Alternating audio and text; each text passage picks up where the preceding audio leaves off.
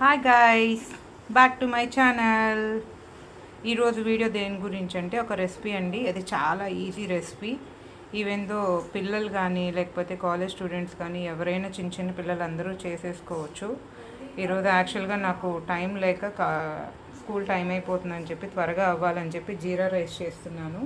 దానికి కావాల్సిన ఇంగ్రీడియంట్స్ ఏంటో చెప్తాను చూడండి.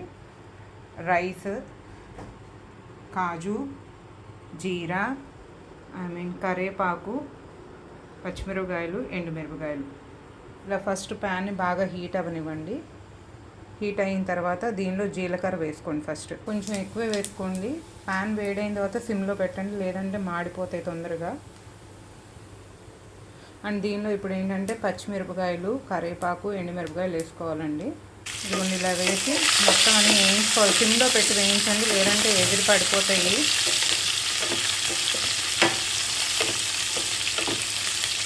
అండ్ ఇంకేంటంటే ఈ క్యాష్యూ అనేది మీ ఇష్టం అండి. కావాలి అనుకున్న వాళ్ళు వేసుకోండి, వద్దనుకున్న వాళ్ళు నేను స్కిప్ చేయొచ్చు. మా పిల్లలకైతే జీడిపప్పు బాగా ఇష్టమని చెప్పి వేస్తున్నాను నేను. వేసి బాగా వేయించండి.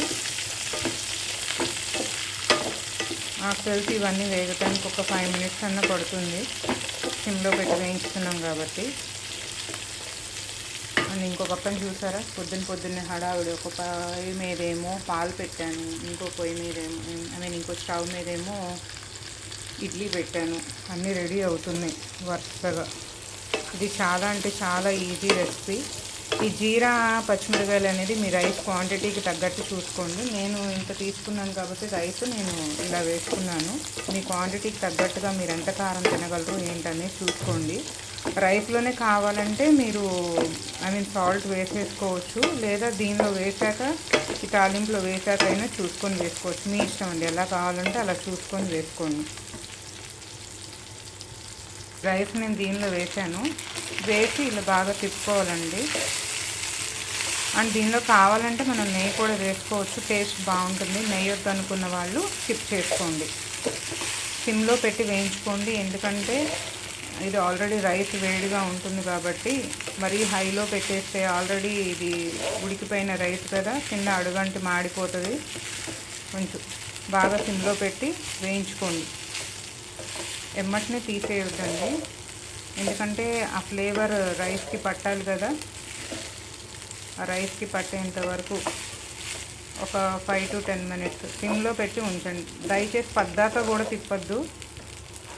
ఫస్ట్ స్టార్టింగ్లో కొద్దిసేపు తిప్పి మధ్యలో ఒకసారి తిప్పి చూడండి, అంతే.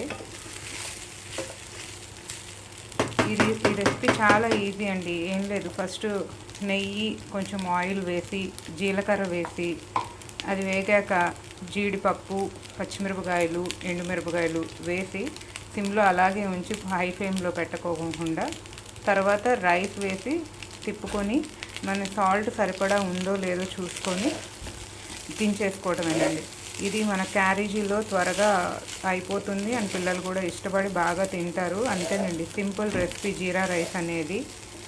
కష్టపడాల్సిన పని ఏం లేదు. దీనిలోకి కావాలంటే కాంబినేషన్గా కర్రీ కాజు టమాటా కర్రీ కానీ, లేదా పొటాటో కుర్మా కానీ, నాన్ వెజ్ అయితే కనుక చికెన్ ఫ్రై అలాంటివన్నీ బాగుంటాయండి మ్యాక్సిమం దీనిలోకి. మా పిల్లలకి అవేం అవసరంలో ఉట్టిదైనా తినేస్తారు, అందుకని నేను ఏం చేయలేదు ఈరోజు. ఉట్టి బాక్స్లోకి ఇది ఒక్కటే పెట్టేస్తున్నాను, కర్డ్ రైస్ ఇదిను. మీకు ఈ వీడియో నచ్చితే కనుక లైక్ చేయండి, షేర్ చేయండి, సబ్స్క్రైబ్ చేయండి అండ్ బెల్ ఐకాన్ మీద క్లిక్ చేయండి. అండ్ మర్చిపోకుండా మాత్రం నా ఛానల్ని సబ్స్క్రైబ్ చేయండి ఫ్రెండ్స్. ఓకేనా? Bye bye, see you.